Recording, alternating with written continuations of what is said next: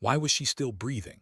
That was the only thought echoing in Avery Blackwood's mind as the taste of iron filled her mouth and the world burned around her. The crack of AK-47 fire tore the mountain silence apart, bullets chipping stone inches from her head. Smoke rose in black coils from the wrecked Humvee that had been her cover. Her own blood, bright and alarmingly alive, pulsed out from 4 holes across her body: left shoulder, right ribs, left thigh, right arm. Each heartbeat was another ounce lost, another second closer to blackout. Somewhere through the chaos, a voice shouted over the radio, "Medic down, leave her." That voice, Marcus Cole's, cut deeper than any bullet. She forced her eyes open.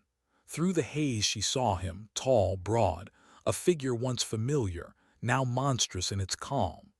He was the man she had once saved in Baghdad, pulled shrapnel from his back while he sobbed for his mother. And now, from the same lips, came the order to abandon her like broken equipment. For a moment she couldn't tell what hurt more, the betrayal or the bullets.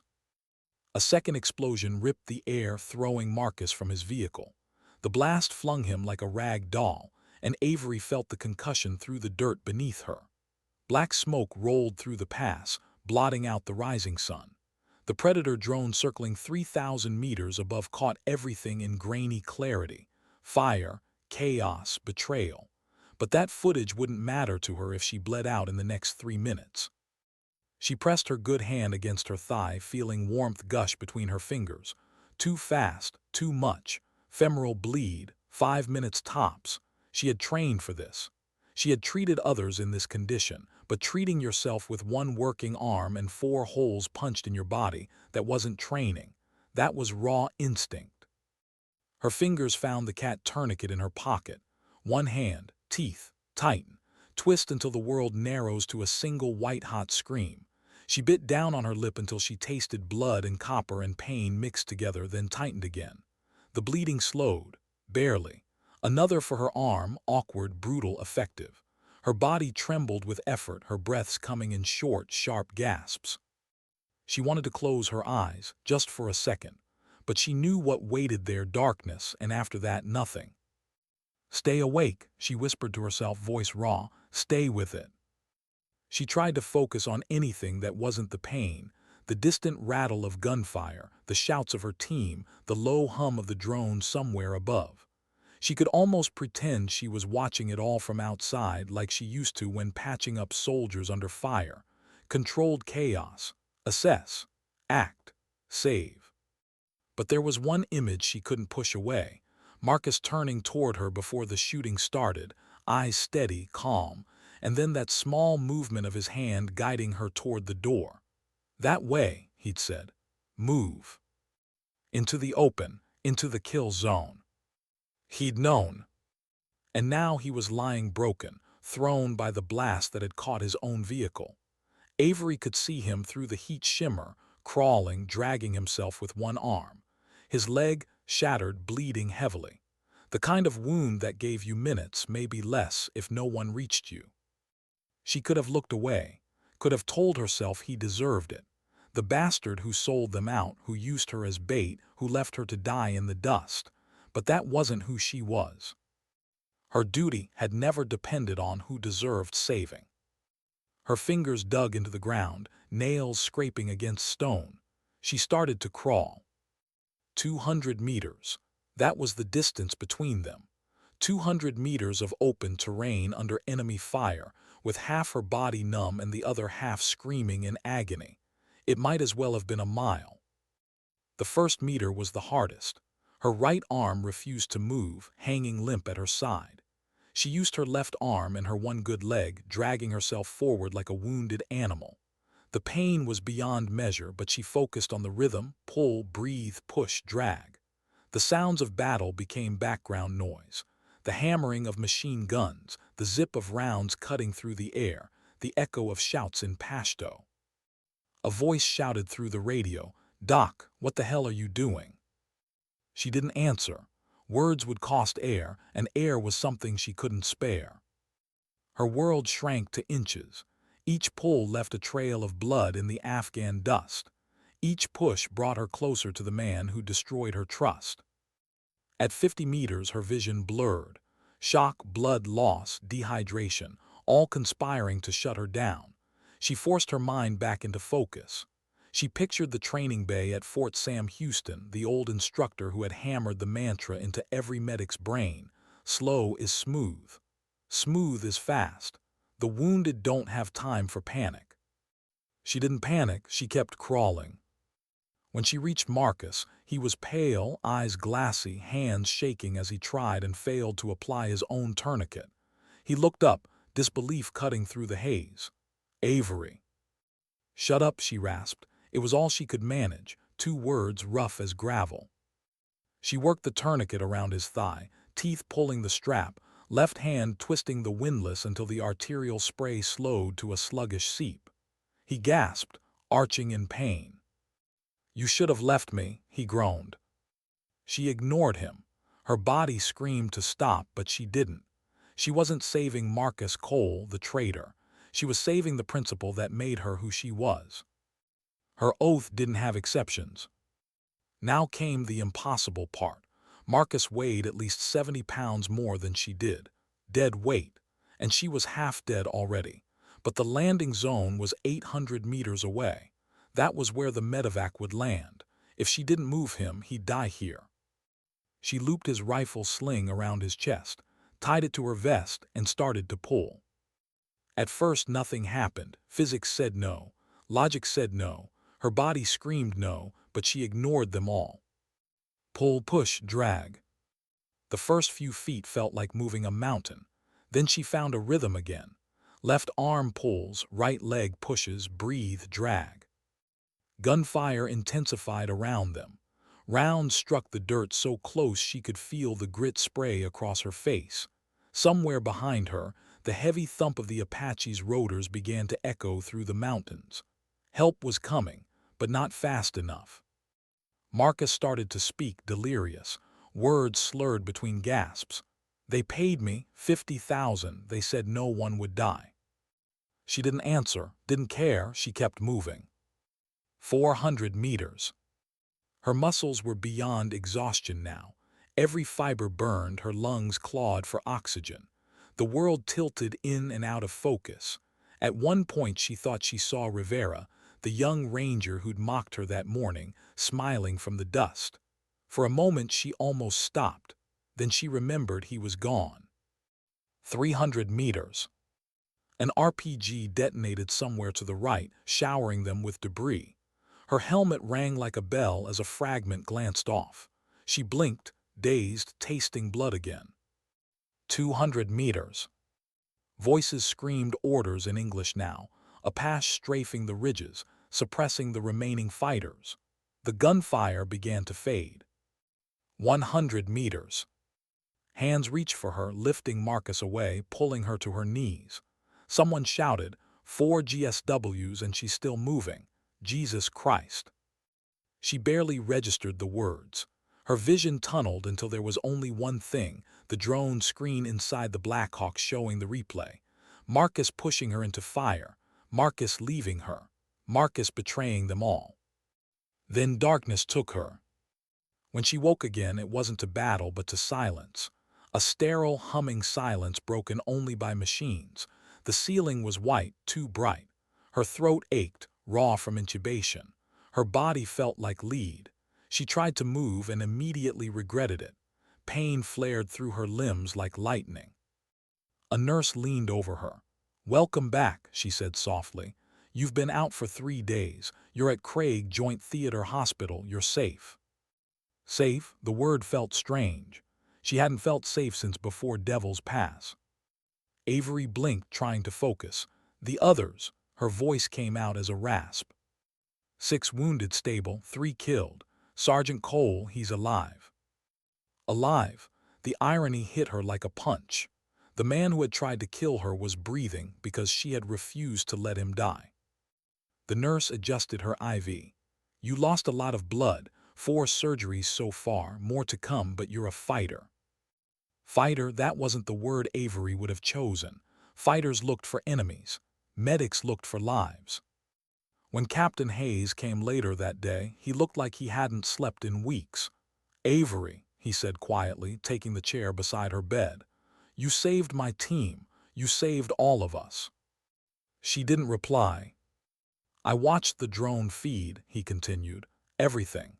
Cole pushed you, used you as bait. We've got him in custody," he confessed. 50 grand from Taliban accounts. He's facing court-martial, maybe worse." Avery stared at the ceiling. "And the others?" "Rivera, Johnson, Park, they didn't make it." His voice cracked. "Rivera was calling for you when he went down." The room went silent. Machines beeped softly in the background. Hayes swallowed hard. "Command, recommending you for the Medal of Honor." "No." The word came out stronger than she expected. "No medals," she whispered. "Not for that day." Hayes nodded slowly. He understood. That night, when the ward was quiet and the morphine dulled the edges of her pain, she lay awake staring at the faint reflection of her own face in the dark window. 4 wounds, 4 reminders, each one a line written in blood about duty, betrayal, and choice. She thought of Marcus in his cell, of the families who'd received folded flags, of Rivera's last transmission calling for Doc. Why had she saved Marcus? Because not saving him would have killed something in her she couldn't afford to lose. Because she wasn't built for revenge, she was built to heal. And in a world that kept finding new ways to break itself, maybe that was its own kind of defiance. The beeping of the monitors had become her metronome, a steady rhythm that reminded Avery she was still alive. She hated that sound almost as much as she needed it. Every time her pulse spiked, the machine tattled and some nurse would rush in thinking she was in pain. She was. Not exactly. Pain was a constant, manageable, predictable. What she couldn't manage was the quiet. The quiet left room for memory. In that silence she saw the past again. The dirt, the smoke, Marcus's hand on her shoulder. She saved the man who tried to end her. How do you even file that away? The door opened softly. Captain Hayes stepped in, uniform crisp despite the exhaustion etched under his eyes. He carried a folder tucked under one arm but didn't open it. "You're improving," he said. "Doctors say you're some kind of medical miracle." "Luck," she murmured. He shook his head. "Not luck, preparation. They found those extra armor plates in your vest, said they deflected the rounds just enough to keep them survivable. You bought those yourself." Avery nodded faintly, had a feeling. Hayes looked down, voice lowering. "Command wants to debrief you when you're stronger. There's a Pentagon investigation, drone footage, financial records. Cole, not denying anything." The name made her stomach twist. He confessed. "Everything. The money trail's clear. Transfers from accounts tied to Taliban financing networks. He sold us out for $50,000. Hayes paused. 3 people died because of him. 6 wounded, including you. That's murder and treason. He'll spend the rest of his life in a cage if they don't execute him first." She didn't respond. There was nothing to say that wouldn't sound hollow. Hayes lingered a moment longer. "The colonel asked about you. Morrison, he's pulling your file. Turns out there's more to you than the records show." Her eyes narrowed, meaning. Hayes hesitated. "I think you already know." He left the folder on the bedside table and walked out. Avery stared at it for a long time before finally opening it. Her photograph stared back from the top, standard military ID, expression neutral, eyes hard.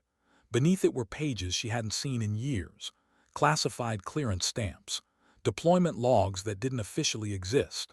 The words 18D, Special Forces Medical Sergeant, printed beside her name.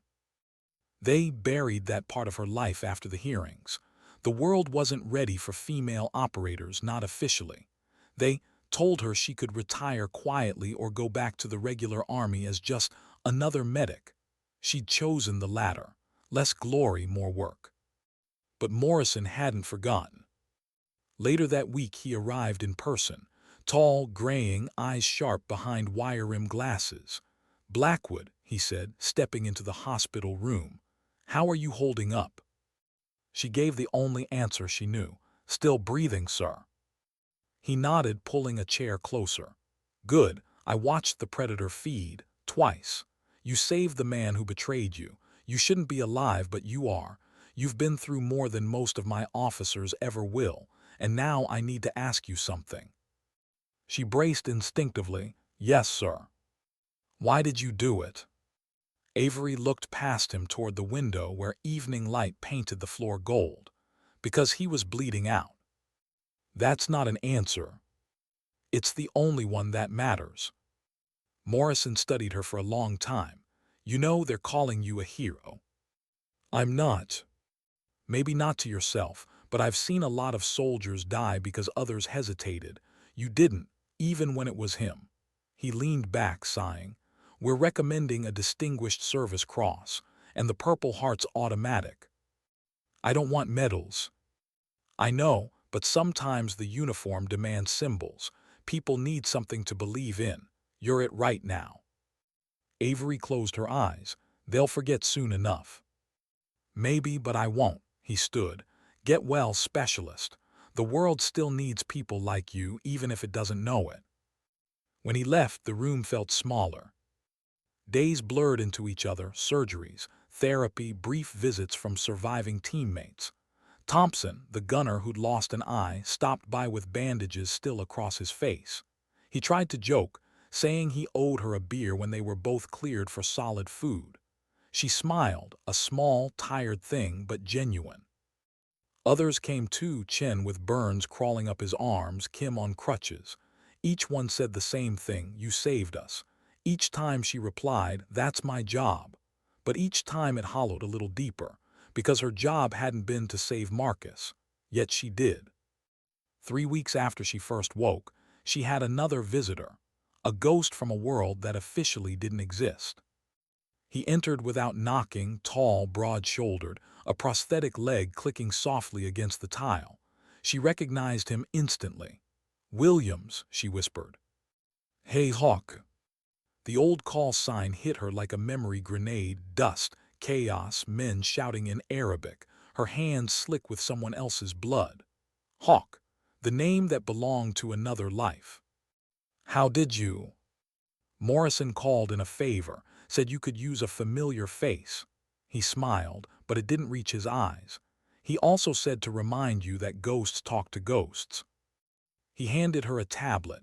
On the screen played the predator footage, grainy, distant, haunting, her crawling. Dragging Marcus through the dirt, one slow pull after another. From above it looked impossible. From inside she knew it had been worse.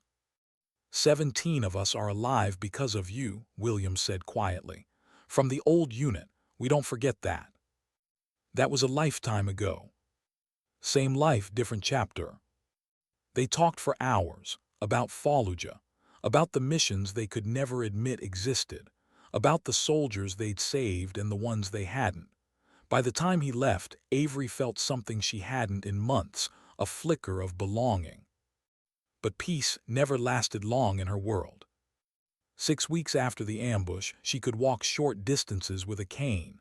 Her right arm trembled but worked. Enough, the doctors said, to testify. The courtroom at Bagram was cold. Military tribunals didn't do drama, they did facts, ranks, procedure. But that day the room was packed. Soldiers filled every seat, others watching on closed-circuit screens. They wanted to see the medic who dragged her betrayer across a battlefield. They wanted to see justice. Marcus Cole sat at the defense table in dress uniform. He looked smaller than she remembered. Pale, thin, haunted. His hands shook when he lifted a glass of water. When Avery entered, whispers rippled through the room, then silence. She took the witness stand, her cane leaning against the chair. The prosecutor, Major Martinez, stood. Specialist Blackwood, she began, can you describe what happened at Devil's Pass?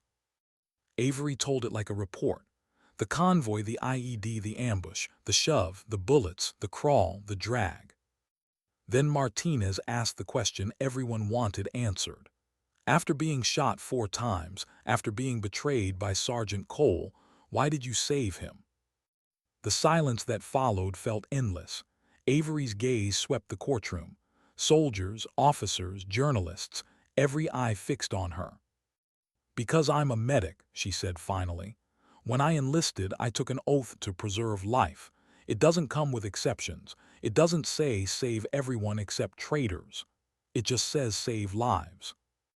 A murmur moved through the crowd, quickly silenced by the judge's gavel.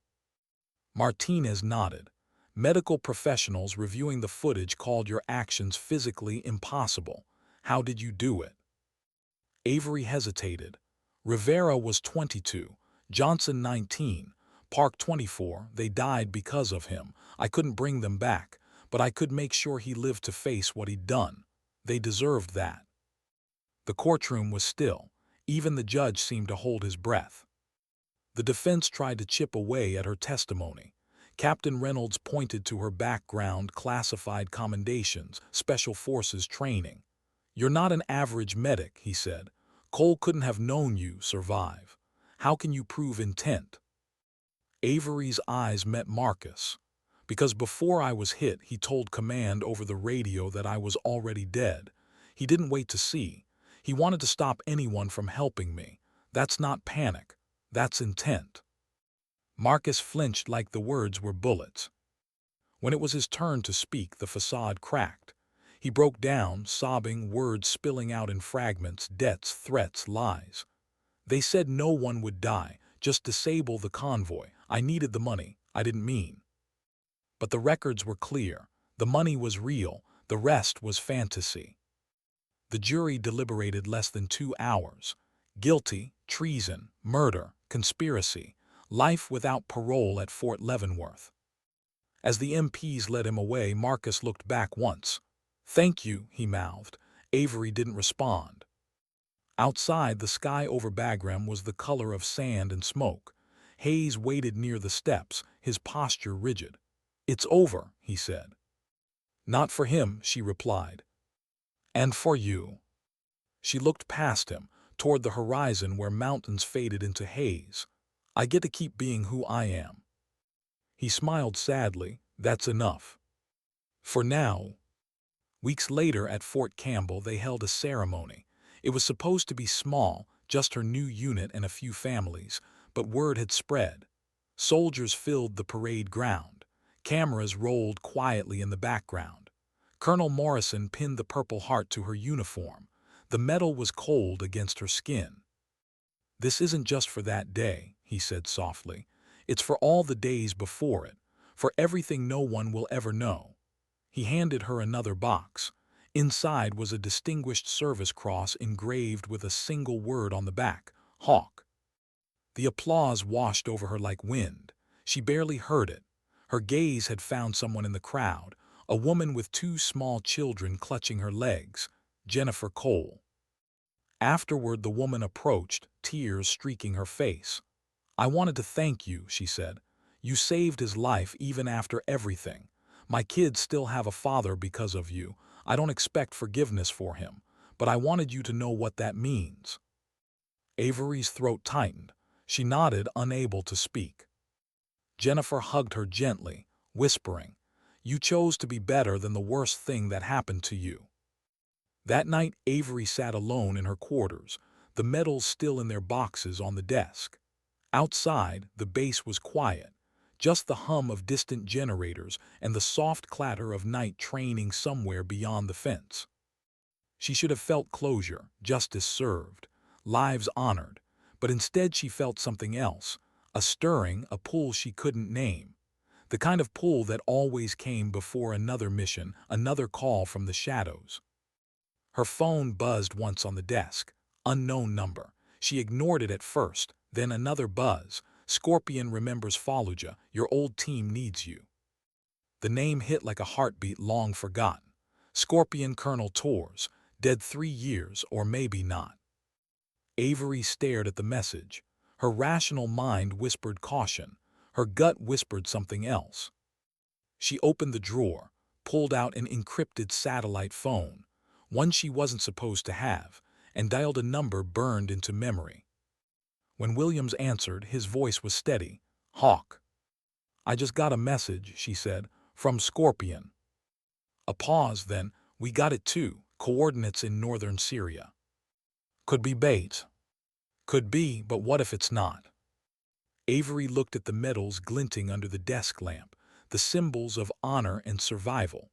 Then she looked at her scars, pale lines running like fault lines across her arm. "When do we move?" she asked. She didn't sleep that night. Not really. Just drifted between thoughts, between faces she couldn't forget and ones she wished she could. The hum of the barracks heater became the background noise of her memory: helicopters, heartbeats, gunfire. By 200 hours, she'd already made up her mind. Not with words or reasons, but with motion. Soldiers always know when they've already chosen, when the body's moving before the mind catches up. She opened her locker. Inside, her vest, her medical bag, her dog tags. Everything she'd promised herself she was done with. But peace was never her habitat. She was made for the noise between wars. Her right hand trembled as she tightened the straps of her vest. The tremor never went away, a reminder of the 4 bullets that nearly ended her. It didn't bother her anymore. It just reminded her she'd survived. On her desk, the phone blinked once. Another message: 300, Airfield Hangar 6, no questions. She left a note for Captain Hayes. Family emergency, back in a week. Not a lie, just not the kind of family the Army acknowledged. Outside, the Tennessee night was cold, damp, alive with crickets and the distant rumble of transport planes. She walked past barracks and hangars until she reached the old civilian helipad that wasn't on any official base map. Williams was already there, leaning against a matte black helicopter, the kind that didn't officially exist.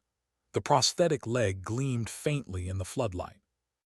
"Thought you might change your mind," he said. "Guess you thought wrong." He grinned. Wouldn't be the first time. 2 others were inside the chopper: Johnson, quiet as always, eyes scanning equipment with surgical focus, and David Chen, former SF comms sergeant, now supposedly an IT consultant in Virginia. They looked up as she entered, both wearing the same expression: relief and dread in equal measure. "Still can't believe you came," Chen said. Avery checked her gear. Couldn't stay. Williams leaned forward. Coordinates matched the message: northern Syria near the ruins of al-Malikiya, supposedly deserted. Supposedly. He handed her a tablet. Satellite images flickered on screen: a bombed-out village, structures gutted by years of war, heat signatures scattered among the rubble. "Could be insurgents," Johnson said. "Could be Russians, could be something else." Avery studied the map. "Or it could be him." "Scorpion." She nodded. "Only 6 people alive know what happened in Fallujah. Me, you, Johnson, Chen, Davis, and Torres. Davis is dead. Mitchell's missing. So either he's alive or someone's pretending to be him." Chen leaned back, exhaling. "If it's bait, it's good bait." She gave him a tired smile. "Then let's not bite too hard." The helicopter lifted at 300 sharp. No flight plan, no transponder. Just 4 ghosts slipping out of American airspace, their mission unwritten and unspoken. As they crossed the Atlantic, Avery felt the old rhythm returning, the strange calm that came before chaos. For years, she'd thought that calm was courage. Now she understood it was resignation. "Funny," Williams said after an hour of silence. "We used to joke about being shadows. I thought we were done with that." "We were never done," Avery said softly. "Just pretending." He nodded, looking out at the clouds. "You ever think about what we'd be doing if we weren't soldiers? Doctors, teachers, maybe bartenders." He laughed, short and bitter. "Yeah, and you'd still end up patching people up after fights." She smiled faintly. "Probably." Somewhere over the ocean she drifted into half-sleep, the kind that only comes to people who have learned to rest between wars. Her dreams were jagged and red: the mountain pass, Marcus's voice, her own breath counting seconds. Then another voice cut through, older, familiar: "Good medicine can be bad tactics." Scorpion's voice. She woke up with her heart hammering. Bad dream? Williams asked. Memory. By dawn, they rendezvoused with a cargo plane mid-flight, an unmarked C-130 carrying humanitarian supplies. Perfect cover. The transfer was quick, silent. No one spoke. Johnson spread the map across a crate. This is where the coordinates lead. Village looks abandoned, but there's power readings, encrypted signals. If someone hiding there, they're not locals. Chen tapped the image. Too many heat signatures for random refugees. And look at the spacing, defensive perimeter. 40 men, Williams guessed. Minimum. Avery's jaw tightened. So either Scorpions hold up with a team, or we're walking into another ambush. Nobody argued. 4 hours later, they were flying low over the Mediterranean. The plane's interior smelled like dust, oil, and tension. Avery checked her gear again, muscle memory, ritual, comfort. Morphine injectors, gauze, IV lines, clamps, her tools of salvation. The tools Marcus Cole had turned into weapons when he betrayed her trust. She could still see his face as the MPs dragged him away, hollow, broken. "Thank you," he'd mouthed. Forgiveness wasn't the same as absolution. At 2300 hours local time, the pilot's voice crackled through the headset. 2 minutes to drop. No flight record, no beacon. You know the drill. Williams stood, checking his chute straps. We drop, recon the site, confirm Scorpion status. If it's him, extract. If it's not. If it's not, Avery said quietly, we improvise. They shared a look, not fear, just understanding. The cargo ramp opened. The roar of the night air filled the cabin, hot and dry and endless. The desert spread below them like a sea of ash. Williams clapped her shoulder. You know, Hawk, after what you've been through, no one would blame you for staying home. She met his gaze. Would you? He smiled. Not a chance. Then you know why I'm here. The red light over the ramp turned green. Avery stepped into the void. The wind tore at her gear, her hair, her scars. The drop was fast, disorienting, beautiful in a way only freefall could be. For a few seconds, she wasn't a medic or a soldier, just weight and gravity and silence. Then the chute snapped open with a hard pull that jerked her back to the world. Below, the ruins waited. She hit ground hard, rolling through dust and rubble, her arms screaming in protest. By the time she detached the chute, the others were landing nearby, silhouettes against the moonlit wasteland. Everyone up, Williams called quietly. Up, Johnson replied. Up, Chen echoed. Avery checked her weapon. Let's move. They advanced through the skeletal remains of the village. Crumbling walls, bullet-pocked mosques, the smell of long-burned smoke. Every shadow felt alive. Movement ahead, Johnson whispered, scanning through night optics. Multiple figures. Hold position, Williams ordered. A flare shot up green. Avery froze. Green meant friendlies, but who the hell would be signaling that here? Then she heard it. A voice, faint, hoarse, American. Medic, we need a medic. Her pulse spiked. That voice, she knew it. Mitchell, she breathed. Williams looked at her sharply. You sure? Positive. They moved fast, cutting through alleyways, stepping over shattered bricks and broken lives. As they rounded a corner, she saw them, a handful of soldiers in mixed uniforms, holding a perimeter. And in the middle, propped against a wall, bleeding through his bandages, Colonel Michael Torres. Scorpion. Alive. He looked up as she approached, disbelief crossing his face before a grin cracked through the pain. About time you showed up, Hawk. She was already on her knees beside him, pulling out supplies. This is going to hurt, she said. He chuckled weakly.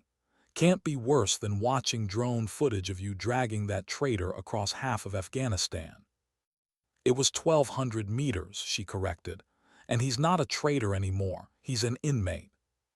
Torres grimaced as she packed the wound. Still should have left him. Then I wouldn't be me, she said simply. Fair point.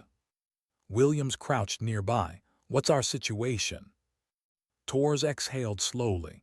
"6 of us left, 8 walking wounded, 2 critical, 40 hostiles closing in.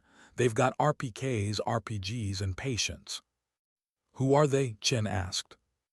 "Doesn't matter," Torres muttered. "Everyone wants us dead. We've got intel too hot for anyone to own. They all wanted ISIS, Assad's men, maybe even our own." Avery tightened the bandage on his side.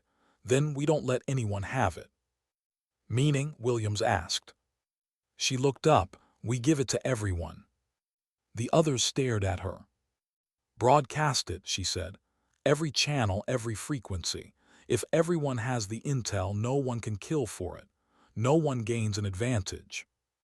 "That's insane," Torres said, wincing as she sealed the wound. So was crawling 1,200 meters with 4 bullet holes. Sometimes insanity's the only strategy left. It took precious minutes to set up, Johnson working the satellite phone, Chen linking to encrypted channels. Outside, the gunfire drew closer. RPGs slammed into nearby walls, showering dust over them. Avery kept working. One patient after another, pressure dressings, IV fluids, morphine. Her hands moved faster than her thoughts. Her mind lived in the rhythm: assess, act, save. Finally, Johnson raised his hand. Signal sent. For a moment, nothing happened. Then slowly, the firing began to fade. Across the battlefield, enemy commanders were getting new orders, or maybe no orders at all. The intel had gone global. The secret was worthless now. Torres stared at her, shaking his head. "You just made us the most useless people on the planet." Avery smiled faintly. "That's the goal." The silence that followed was strange. No victory cheers, no adrenaline, just exhaustion, the kind that seeps into the soul and stays there. Dawn crept over the ruins, painting them gold and red, the colors of blood and sunrise. A Turkish helicopter appeared on the horizon, its approach masked by official deniability. As they loaded the wounded, Torres gripped her arm.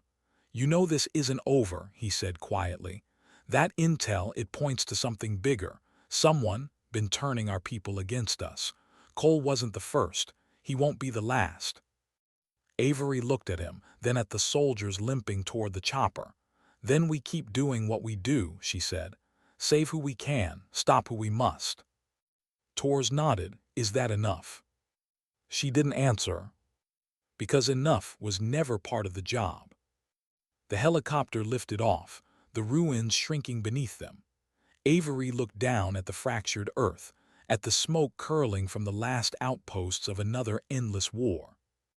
Duty had brought her here. Betrayal had shaped her. But mercy, that impossible, fragile thing, was what kept her human. And in a world addicted to vengeance, mercy was the most dangerous weapon of all. The sound of rotor blades filled the world, a heavy, pulsing rhythm that beat through Avery's bones. The Turkish helicopter rattled under the weight of wounded and survivors, the cabin thick with the smell of blood, smoke, and adrenaline. She sat on the floor beside Colonel Torres, her gloved hand pressed against the dressing on his abdomen. He was pale but stable. She could tell by the rhythm of his breathing, the color returning to his lips. He met her eyes through the hum of noise. "You still use that same field rap I taught you in Fallujah." "Old habits," she said. He chuckled weakly. "Guess some things don't change." She looked at him, really looked. The years had carved lines into his face, and there was more gray in his hair now. But his presence hadn't changed. Even injured, he carried authority like armor. "How long have you been out here?" she asked. "Too long, 2 years, captured, escaped, hunted, then hiding." His eyes hardened. "They thought Scorpion was dead, it's better that way, but someone wanted me found. Someone sent that message to all of us. The question is who?" Avery didn't answer right away. She looked at the horizon beyond the helicopter's open door. The sun was rising over Syria, cutting through the haze of war. For a moment, it looked almost beautiful, like the world was pretending to be peaceful. Maybe the same people who turned coal, she said finally. Tors nodded slowly. Maybe. Williams leaned across from the other side of the cabin. We've got 8 wounded, 2 critical, and a data drive full of every dirty secret those factions were killing each other over. What's the plan once we cross the border? Debrief at Incirlik, Tors said. Then we disappear again, this time for good. Avery didn't believe him. No one ever really disappeared in their line of work. Not while there were still wars to clean up and secrets to keep buried. The helicopter banked sharply, the landscape below shifting from scorched desert to scrubland. The Turkish border was minutes away. Johnson was checking the remaining wounded, murmuring quiet reassurances. Avery could hear the exhaustion in his voice, that same bone-deep fatigue she'd known too many times before. You never came down clean from combat. You carried traces of it in your blood, in your sleep, in your soul. When the helicopter finally touched down at the NATO base, medics and soldiers rushed forward. They took Tors first, then the others. Avery stayed behind, cleaning the blood from her gloves, her mind already calculating what would come next. Williams approached her. You okay? She gave a thin smile. Define okay. He smirked, still breathing. Then yeah, I'm okay. They both knew that was a lie, but neither said it. The debrief was short, clinical. A Turkish intelligence officer asked perfunctory questions about insurgent positions and weapons caches, then left with polite indifference. No one asked about the data drive or how it had been neutralized. That was the point, plausible deniability. By midnight, the team was housed in temporary quarters, a converted storage hangar with cots and fluorescent lights that buzzed like mosquitoes. Sleep was impossible. Avery lay on her back staring at the ceiling, her mind a loop of images. Marcus in the dirt, Tors bleeding, the flare lighting the ruins green. She'd saved lives again. She should have felt something like pride. But all she felt was that old emptiness that came after survival. She rolled onto her side and caught sight of Tors sitting upright on his cot, pale but awake. He was typing something into a secure laptop, eyes sharp even through the painkillers. "What are you doing?" she asked. "Trying to see who knew I was alive," he said without looking up. "That message didn't come from me, but whoever sent it had access to my encryption key. That narrows the list. Anyone we know." He glanced at her, his expression unreadable. Maybe closer than you think." The words settled like a cold weight in her stomach. The next morning, they were escorted to the tarmac by Turkish officers in clean uniforms and polite smiles. A C-17 waited to take them back to U.S. airspace, officially as consultants returning from humanitarian operations. Tors walked with a limp supported by a cane. When he passed Avery, he whispered, "Once we're back stateside, I'll contact you through secure channels. Don't talk to anyone else about this. Not Hayes, not Morrison, no one." She nodded once. Back on American soil, the world pretended to move on. Reports were filed, footage archived, operations closed. The news ran a 15-second clip about a joint rescue effort in northern Syria, praising international cooperation. No names, no faces, no truth. At Fort Campbell, Avery returned to her post as medical instructor. Routine was supposed to heal you, the repetition, the order, the simplicity. But it only numbed her. She lectured young medics on field trauma and triage, on the math of blood loss and the psychology of shock. They listened, wide-eyed, taking notes, not realizing that every lesson came from the ghost she carried. At night, she'd walk the empty training field under floodlights, running her hand over the smooth metal of the stretchers lined up for drills. Sometimes she'd imagine Rivera there, the joker from her old unit, making some smart remark about her obsession with precision. She'd almost hear it, almost laugh. Then the night would swallow the memory whole. One evening, while reviewing supply logs, her phone vibrated. No name, just a single phrase. check your 6. Her pulse spiked. She looked around the dim office, empty, silent. The message deleted itself a second later. That phrase had been Scorpion's signature warning. But was it him this time?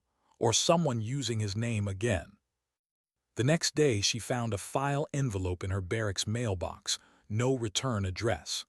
Inside was a printed still frame from drone footage, Marcus Cole pushing her toward the kill zone. Across the bottom, a handwritten line in red ink. He wasn't the only one. She sat there, staring at the photo for a long time. The edges curled slightly in her trembling fingers. Someone was trying to get to her, through fear, through memory. That night, she met with Williams at a diner just outside the base. The kind of place where conversations got lost in the noise of frying bacon and clinking plates.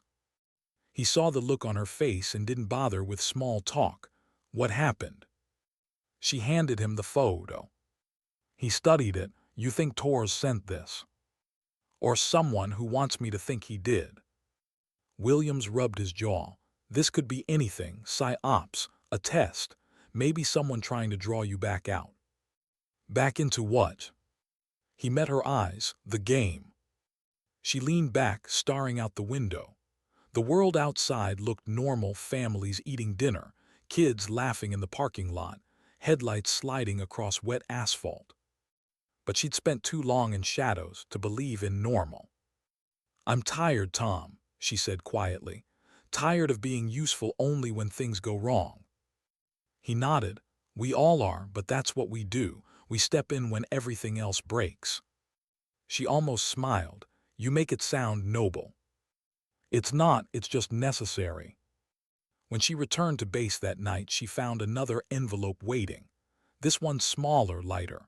Inside was a challenge coin, her old unit's insignia, and a single word engraved on the back. Alive. Her breath caught. She turned the coin over in her hand. The weight of it pulled memories from the past, missions, laughter, fear. And one question she'd been avoiding since the ambush. If Torres was right, if someone inside had orchestrated Cole's betrayal, how deep did it go? The next morning, Morrison summoned her to his office. He stood by the window as she entered, hands clasped behind his back. You've been busy, he said. She raised an eyebrow. Teaching basic field medicine is hardly busy. He turned. That's not what I meant. You went off the grid, Turkey, Syria, unofficially. Care to explain? Rescue op, she said flatly, off the record. I know that. I also know the data you recovered never made it into official channels. Where is it, Blackwood? She didn't answer. Morrison's eyes softened, but his tone didn't. You're one of the best soldiers I've ever seen, but there are people above me who don't like unanswered questions. Watch your back. That last phrase made her blood run cold. Check your 6. He said it the same way the message had. When she left his office, she wasn't sure if Morrison was warning her or threatening her. That night, as the base lights flickered out one by one, Avery sat on her bunk cleaning her gear, a ritual as old as her service. Each motion calmed her, the soft click of metal, the quiet hum of discipline. She thought about Torres somewhere out there, chasing ghosts, about Marcus rotting in Leavenworth, maybe still whispering apologies into the dark. And she thought about the strange symmetry of it all, betrayal leading to rescue, rescue leading to betrayal, a circle that never broke, only widened.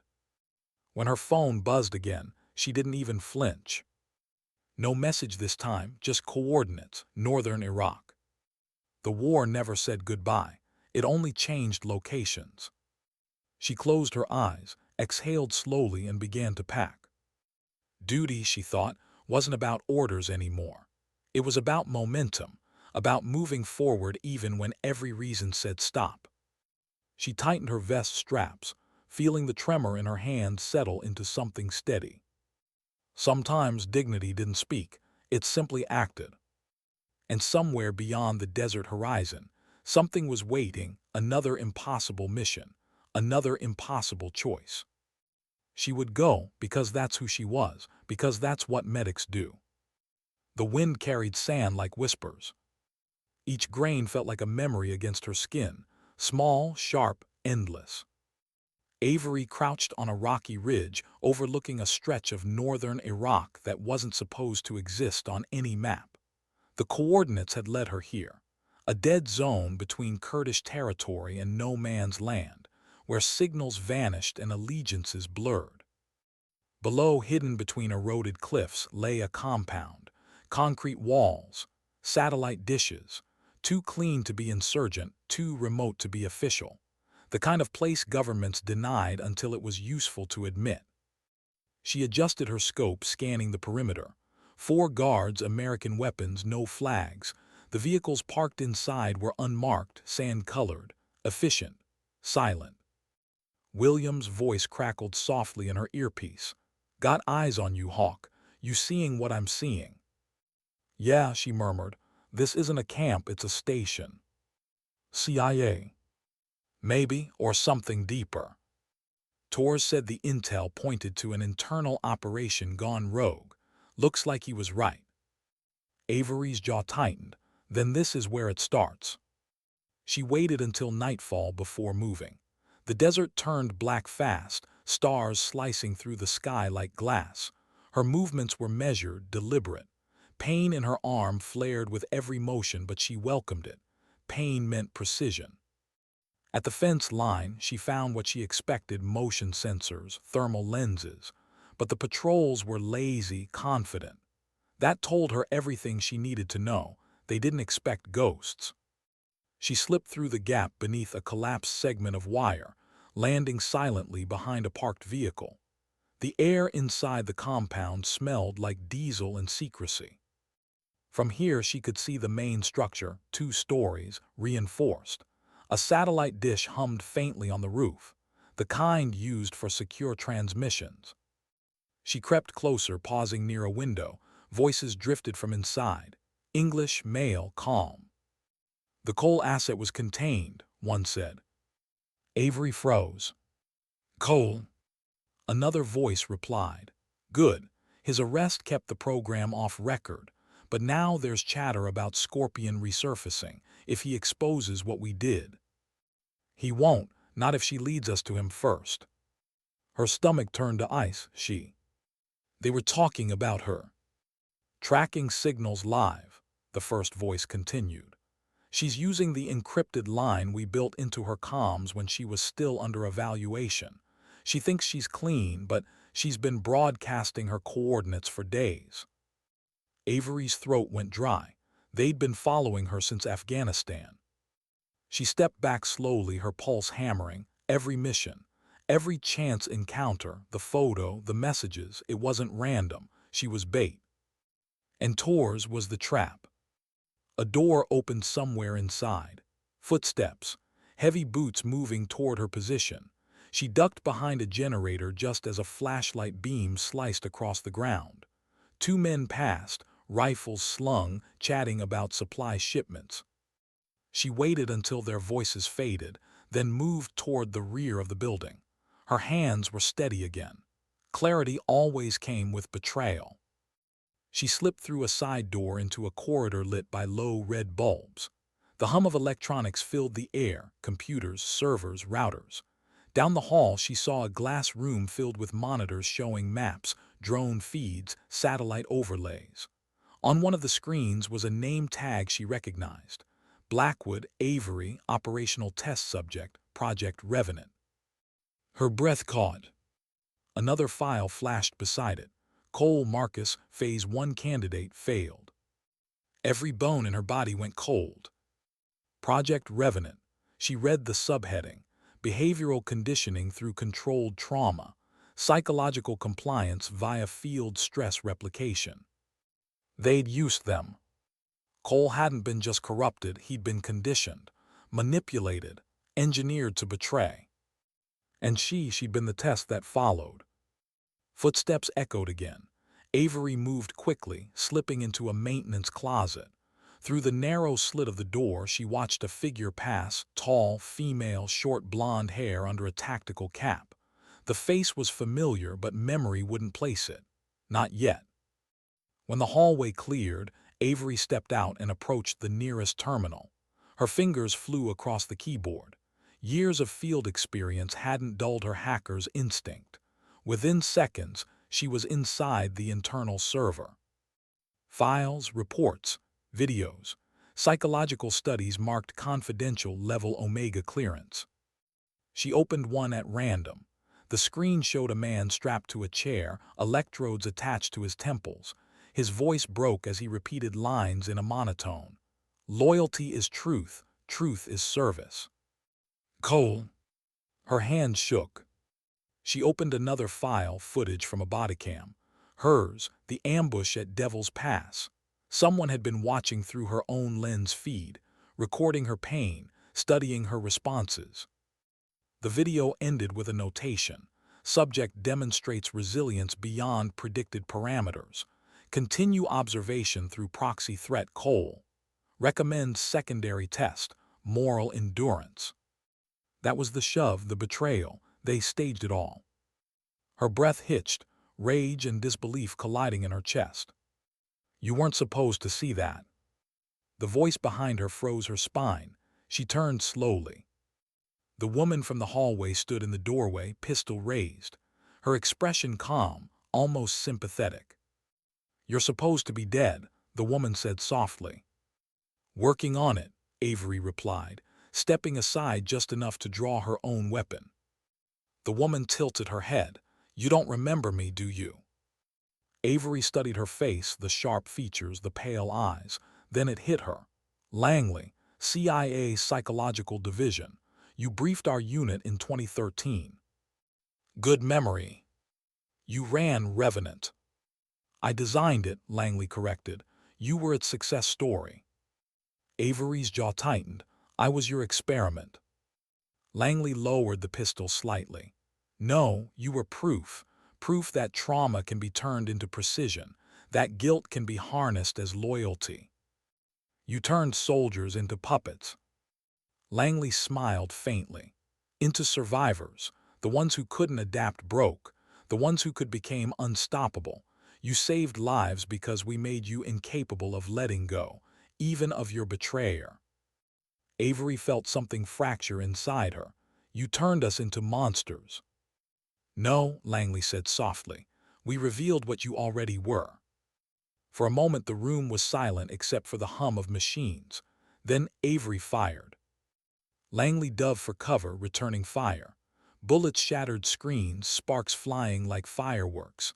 Avery rolled behind a console, reloading, calculating. She didn't want to kill Langley, not yet. She wanted answers. When the shooting paused, she shouted, Why now? Why bring me back? Langley's voice echoed through the smoke. Because the program isn't dead, it's growing, and we need you back in it. Avery blinked through the haze. You think I'd work for you? Langley stepped from behind a pillar, gun raised but eyes pleading. You already do. Every time you pick up that rifle, every time you run toward danger instead of away from it, you think that's choice. That's us. Avery hesitated, just long enough for Langley to vanish through a side door. She chased her into the night, across the compound toward a waiting vehicle. Langley climbed into the back of an armored truck as it roared to life. Avery fired twice, hitting the rear tire. The vehicle spun, crashed into a low wall, smoke billowing. When she reached it, the passenger seat was empty, the door open, Langley gone. She stared into the desert darkness, chest heaving. Her comm clicked once, William's voice urgent. Hawk, talk to me. What's going on? She swallowed hard. They were using us, all of us. Cole, me, Tors. Revenant wasn't a mission, it was an experiment. Static, then Williams again, quieter. Then we burn it down. Avery looked at the burning wreck. No, she said, we expose it. Same thing, he said grimly. She smiled faintly, maybe. As dawn broke over the desert, she stood amid the ruins of the compound, the rising sun reflecting off shattered glass and spent shells. For the first time in years, she felt no orders pulling her, no uniform binding her. Just choice. Freedom was terrifying. She picked up a shard of the broken monitor, her own reflection fractured across it. "They wanted a revenant," she whispered. "They got one." Behind her in the distance, she could hear the sound of approaching rotors, friend or foe, she didn't know, didn't care. For now she was done running. Done being studied. Done being someone else's weapon. The desert wind rose again, erasing her footprints as she walked away, one step at a time, toward whatever waited next. And somewhere far away, in a classified room humming with data and deceit, a new file was being opened. Subject Blackwood Avery. Status active. Phase II initiated. The desert was quiet after the fire died. Ash floated in the wind like black snow, falling gently over what was left of the compound. The heat shimmered across twisted metal, shattered servers, and fragments of a truth that had burned too long in the dark. Avery walked until the noise of the blaze became a distant hum. She didn't look back. She couldn't. If she did, she might start to think about what it meant that her own government had sculpted her pain into obedience. Her comm buzzed again. Williams's voice came through the static. "Hawk, I've got a bird coming your way. 40 minutes. Non-military ID. You'll see me." She almost smiled. "You always find me." "Not always," he said quietly. 40 minutes later, the faint silhouette of a helicopter rose out of the morning haze, old, civilian, painted dull gray. It touched down just long enough for her to climb aboard. Inside, Williams sat at the controls, beard grown, eyes heavier than she remembered. He looked her over once. "You look like hell." "I've been through worse." "Yeah," he said, lifting the bird. "And somehow that's the problem." They flew low over the desert, tracing dry riverbeds and forgotten roads.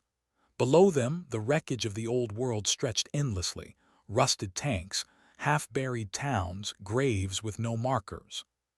When the sun climbed higher, he handed her a bottle of water.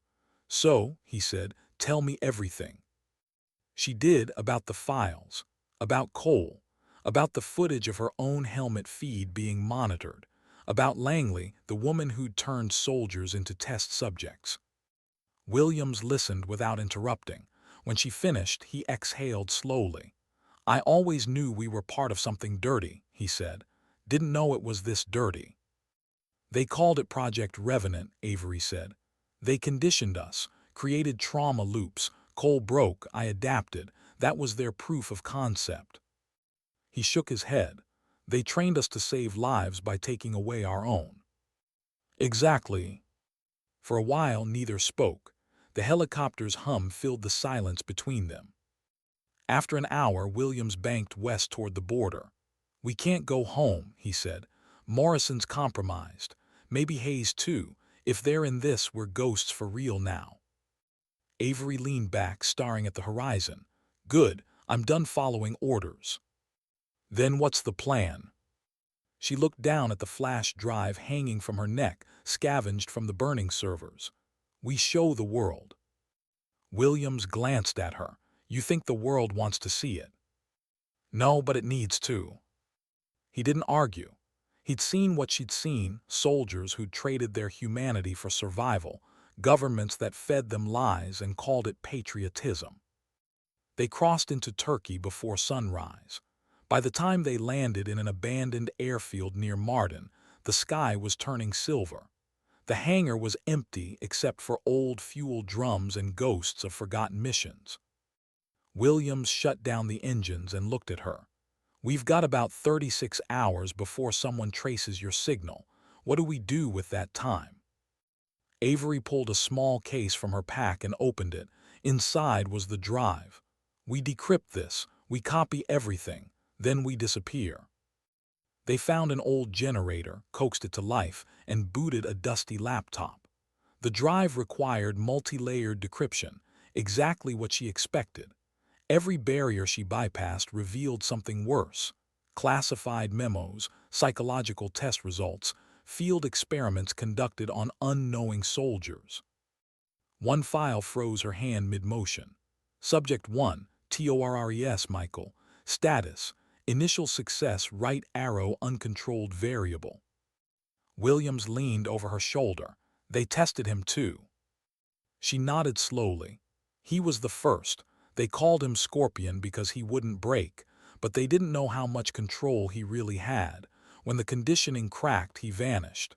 That's why they hunted him. And us. Insurance, she whispered. They used his old unit to find him, and Cole was just the lever they pulled. Williams rubbed a hand over his face.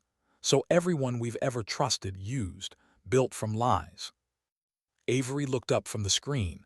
No, not everyone. They exchanged a glance heavy, with the kind of understanding that came from years of watching good people die for bad orders. Later that night, she found him outside the hangar, staring at the stars. "Do you ever think about quitting?" she asked. "Every day," he said. "But then I remember the faces of the ones who can't." She nodded, same. He looked at her, eyes glinting in the dark. "You think exposing this will change anything?" "No," she said, "but it'll mean it wasn't for nothing." That quiet conviction, that stubborn sense of right, was the only thing keeping them upright. By dawn, the last layers of encryption broke. The files spread across the screen like a wound opening. Names, coordinates, government branches. A hidden directive signed years ago by an Undersecretary Avery had once briefed. Authorization for behavioral reengineering of active duty personnel under Trauma Resilience Initiative. Williams whistled under his breath. They made it sound humanitarian. "It always starts that way," she said softly. Suddenly, the laptop beeped, an incoming transmission request. The signal source was encrypted, bouncing across multiple servers, but the identifier was unmistakable: Scorpion. Williams reached for the keyboard. "Don't." Avery hesitated, then answered. The screen flickered. Torres appeared, tired, wounded, but alive. "You found it," he said. "You knew," Avery replied. "I suspected, couldn't confirm. When I disappeared, they called me unstable, said I was a liability, but I couldn't let it die. They're still running it, Avery. Revenant isn't just about you and Cole. They're testing entire platoons now." Her stomach twisted. "Where?" Torres hesitated. "There's a base in eastern Poland, operated under NATO command but funded through private channels. That's where the new phase is happening." "How do we reach it?" "You don't," he said firmly. "You leak what you have and vanish. They'll kill you if you try to go deeper." She met his eyes through the static. "You taught me never to leave a wound uncleaned." "This isn't a wound, it's a rot." "Then maybe it's time someone cut it out." Before he could respond, the feed glitched, interference, then black. Williams cursed under his breath. "We're being traced." Avery unplugged the drive, grabbed her gear. "Then we move now." They left everything, laptop, generator, even the helicopter. By the time the first surveillance drone circled the field, they were miles away in a stolen truck, heading north toward the Turkish border again. For the next 2 days, they moved like ghosts, changing vehicles, sleeping in abandoned houses, communicating only through coded notes. Every instinct screamed that eyes were on them. On the third night, Williams finally spoke. "We can't keep running. Sooner or later, they'll find us." "They already have," Avery said, passing him the satellite phone. "Got a message this morning. No text, just coordinates, Poland." He laughed bitterly. "Of course." She looked out the window. "We can end this there or die trying." He studied her profile. "You realize you're starting to sound exactly like Scorpion." Maybe he had the right idea. Williams nodded slowly. "Then we'll need help.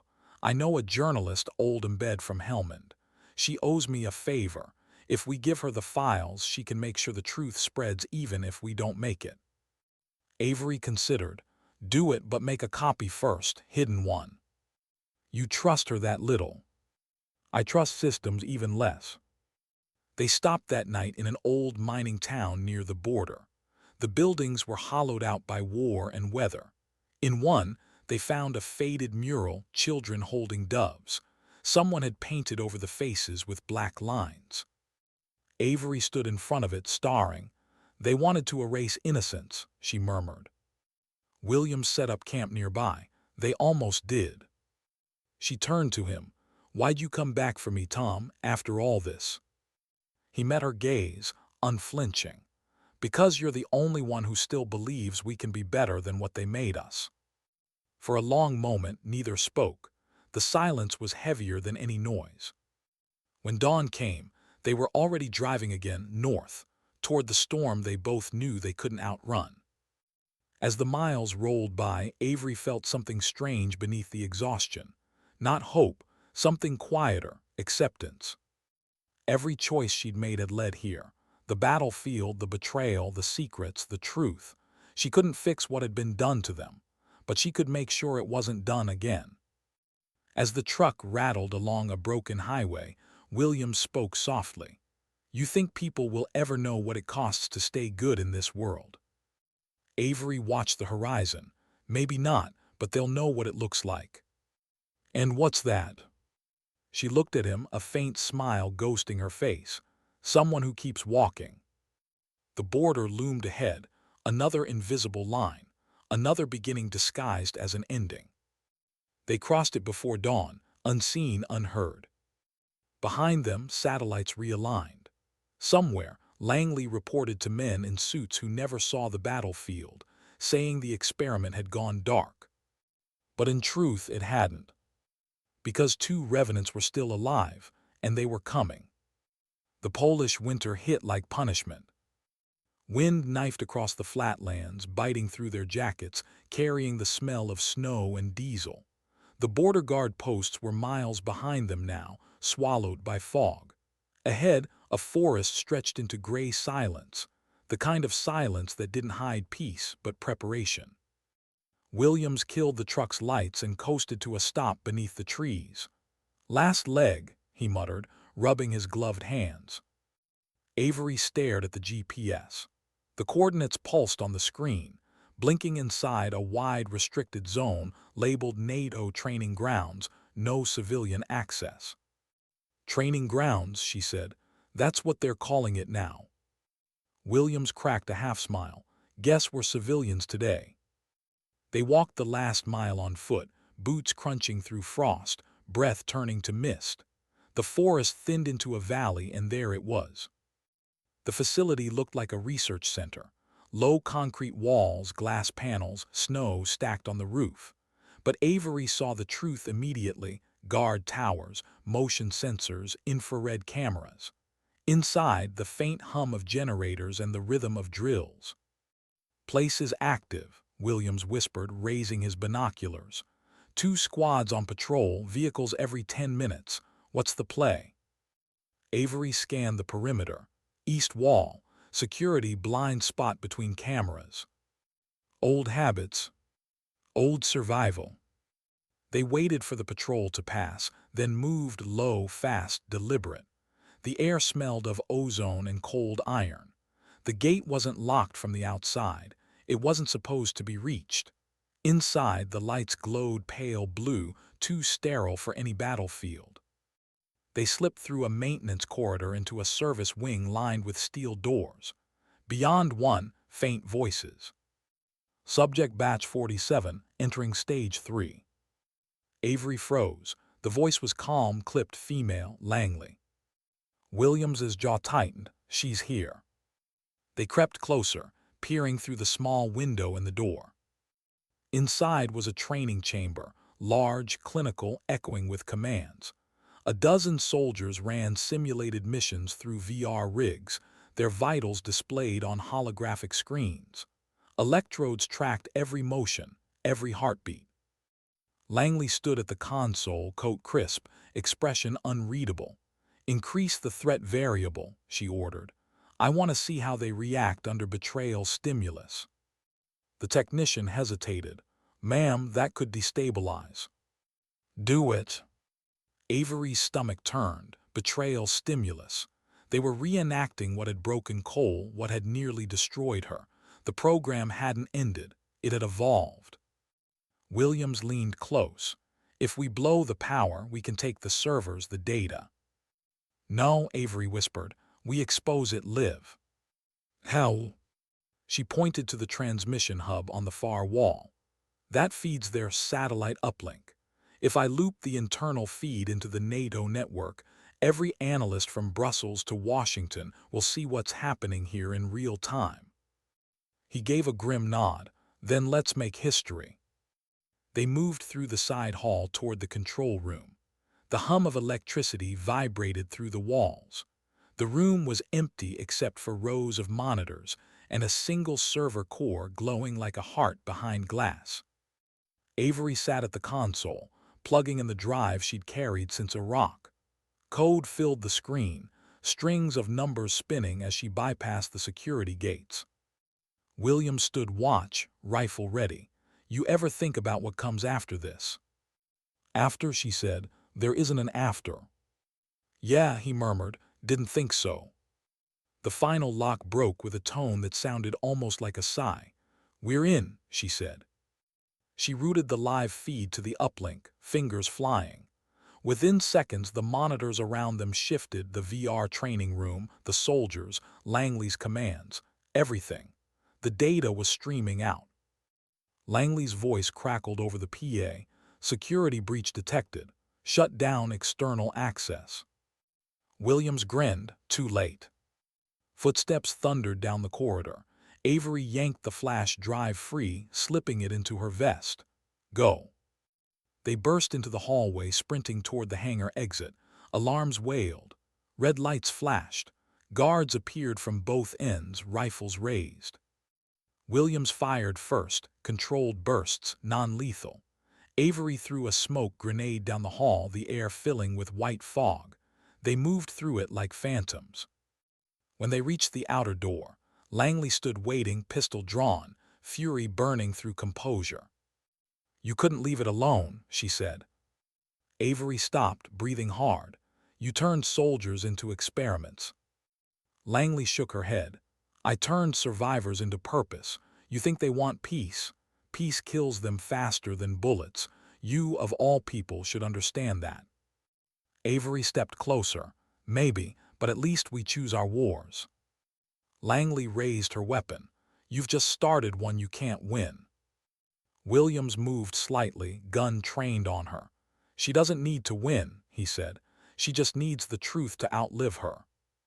Outside, the first echo of helicopters rolled through the air, not Langley's men this time, but NATO security. The broadcast had reached them. Reinforcements were inbound. Langley's expression cracked, not fear but disappointment. You think they'll save you. They'll erase this place, bury it under a new name, and you with it. Avery held her gaze. Then I'll keep digging. Langley's hand trembled, the first and only weakness Avery had ever seen in her. Then she lowered the pistol slightly. You're not the hero you think you are. I know, Avery said. I'm the medic who cleans up after heroes. The sound of rotors grew louder, snow whipping through the open bay. Langley glanced toward the noise, then back. If they take me, this all disappears. You want it to matter. Pull the trigger. Avery's finger hovered over the safety. Every instinct screamed to end it. But that would make Langley right. That violence was the only language left. She lowered her weapon. No, you'll live long enough to watch it collapse. Langley smiled, small, tired. That's worse. Soldiers stormed the hangar, shouting commands in Polish and English. Within seconds, Langley was surrounded, disarmed, restrained. Avery and Williams raised their hands, letting the noise wash over them. An officer approached, barking questions neither answered. The scene blurred in motion, cuffs, radio chatter, flashing lights. For once, Avery didn't resist. She'd done what she came to do. Hours later, in a gray interrogation room, she sat opposite a NATO investigator with a translator beside him. The man's tone was cautious. You understand the gravity of what you've done? Yes, she said. Do you? He studied her face. The files you released, if verified, they implicate multiple defense departments. You realize this could destabilize. It was already unstable, she interrupted. We just stopped pretending. He leaned back, sighing. You'll be detained pending review. If what you claim is true, you may have saved thousands, if not. She smiled faintly. Then I'll be another ghost in a system that feeds on them. When the door closed, she rested her head against the cold wall. For the first time in years, her hands weren't shaking. For the first time, she felt clean, not innocent, but clean. Outside, through the narrow window, she could see the dawn stretching pale and endless over the Polish horizon. Williams was somewhere in another room, probably telling the same story in his own way. They both knew what would come next: denials, cover-ups, quiet disappearances. But the truth was out now. It was alive in servers and screens they'd never see. It couldn't be erased completely. Later that day, as guards escorted her down a corridor lined with concrete and light, a soldier handed her a small envelope. No sender. Inside was a single folded note. You finished phase II. Welcome to freedom, Scorpion. Avery stared at it for a long time. Then she smiled, small, weary, genuine. Because freedom wasn't peace. It was simply the right to keep fighting for something better. And that, she realized, was all she'd ever wanted. The world didn't end when the truth came out. It never does. The story hit the networks in fragments, leaked NATO documents, unauthorized field experiments, psychological warfare on domestic troops. Most people scrolled past. A few talked, fewer believed. The governments denied everything. Committees were formed, hearings scheduled, statements rehearsed. The machine began swallowing its own tail again. And somewhere in all that noise, Avery Blackwood disappeared. No prison transfer records, no public trial, just an empty cell, a logged escort detail, and a single line of text in an internal report. Subject released to Allied custody for medical review. Williams found her 6 months later in Iceland, working under an assumed name at a small emergency clinic on the coast. The kind of place where time slowed, where fishermen came in with frostbite instead of shrapnel wounds. He stepped through the clinic door and stood there for a long moment, watching her wrap a patient's arm in gauze. Her hair was shorter now. A thin scar traced her cheek like a reminder of what she'd survived. When she finally looked up, she smiled faintly. You took your time. Had to make sure it was really you, he said. Who else would it be? He gave a tired laugh. Knowing you, a ghost. They walked along the black sand shore after her shift. Wind tugged at her coat, carrying salt and snow. The ocean stretched endlessly, gray and alive. He handed her a folded newspaper. Langley's trial starts next week. Closed session, of course. She's claiming she acted under executive authorization. Avery nodded. She's not wrong. You think she'll walk? She'll vanish, same thing. Williams kicked at a stone, sending it skittering into the surf. We did the right thing, Hawk, even if no one cares. I know. Then why do you look like you lost? She turned to him, eyes steady. Because winning was never the point. For a moment neither spoke, just the hiss of the tide and the cry of distant gulls. He reached into his pocket and pulled out a small flash drive, battered, the metal bent. Your insurance copy. Thought you'd want it. She took it, rolling it between her fingers, still intact. Encrypted 6 ways, only you can open it. Then it's useless, she said, tossing it into the surf. He stared as it disappeared under the waves. That was our safety net. No, she said quietly, that was our leash. They walked until the sky began to darken. The northern lights shimmered faintly above, green ribbons weaving across the cold. Williams broke the silence. You could come back, teach, train medics again. Avery smiled sadly. Every time I teach them how to save lives, I'm teaching them how to survive wars that shouldn't exist. Maybe someone else should do that now. He studied her face. You ever going to stop running? She looked out at the ocean. I stopped the day I walked into this clinic. That night in her small apartment above the harbor, she couldn't sleep. She sat by the window, watching the aurora shift through clouds. On the table beside her sat a letter, unsigned, unmarked. It had arrived 2 weeks earlier by diplomatic mail. Inside were 4 words, handwritten in neat, deliberate script. They're rebuilding it. No signature, but she knew who had written it. Scorpion, Torres was alive, again. She read it a final time, then set it beside the lamp and closed her eyes. Part of her wanted to ignore it, to let the world spin without her. But another part, the part that still woke at 3 a.m. at the sound of distant engines, knew better. The phone on her desk buzzed once. A secure line she hadn't touched in months. She stared at it for a long moment before answering. Blackwood, a voice said, male, calm, official. We need a medic for a covert evacuation in eastern Ukraine. Civilian casualties. No flag. Why me, she asked. Because you don't ask who's right, you just save who's left. She looked at her reflection in the dark window, older, thinner, but still standing. Send the coordinates, she said. When Williams knocked on her door the next morning, the room was empty. The bed neatly made.